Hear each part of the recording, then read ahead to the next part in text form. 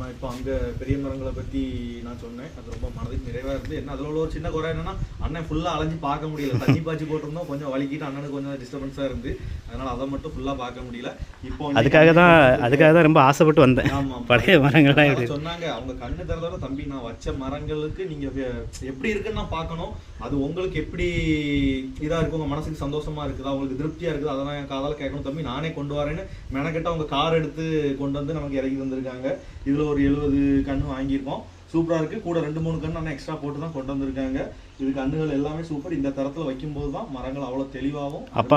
அப்பாட்டையும் சொல்லிடுங்க. ஆமாம், அப்பாட்ட நல்லா இருக்குது அப்படின்ட்டு. அப்பாவுக்கும் ரொம்ப திருப்தி.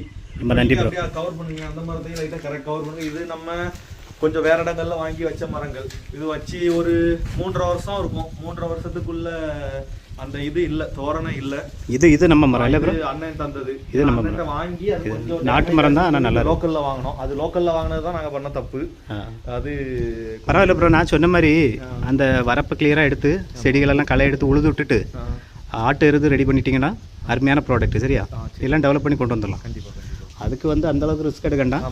இதுக்கு கொஞ்சம் ரிஸ்க் எடுத்துட்டிங்கன்னா கிளியர் ஆயிரும். சரியா? ஒன்றும் ப்ராப்ளம் இல்லை. சரி, உங்களுக்கு இந்த மரங்கள்லாம் சாட்டிஸ்ஃபேக்ஷன் தான்? ரொம்ப சாட்டிஸ்ஃபேக்ஷன். ஓகே, ரொம்ப நன்றி.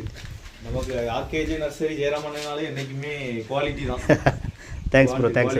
ரொம்ப நன்றி. உங்களோட ஃப்ரெண்ட்ஷிப்புக்கு அப்பா நம்ம கொடுக்குற ரெஸ்பான்ஸு, அன்னைக்கு இருந்து இன்னைக்கு வரைக்கும் நம்மள மறக்காம என்ன நீங்கள் கூப்பிட்டதுக்கு மனமார்ந்த நன்றி. வருங்காலங்களில் ஒரு மரங்கள் வைக்கும் தென்னை அப்படின்னாலே நமக்கு நினைவில் வரக்குது நம்ம ஆர்கேஜி ஜெயராமன் மட்டும் தான். நன்றி நன்றி. யாரும் நமக்கு அந்த அளவுக்கு பண்ணலை. நீங்கள் வந்து பார்த்து ஒரு ஃபீட்பேக் சொல்கிறீங்க, இப்படி பண்ணுங்க, இப்படி பண்ணால் கொஞ்சம் நல்லா இருக்கும் அப்படின்னு சொல்கிறீங்க. கண்டிப்பாக ரொம்ப மகிழ்ச்சி. ரொம்ப நன்றி ப்ரோ, நன்றி ப்ரோ. வாழ்க வளமுடன்.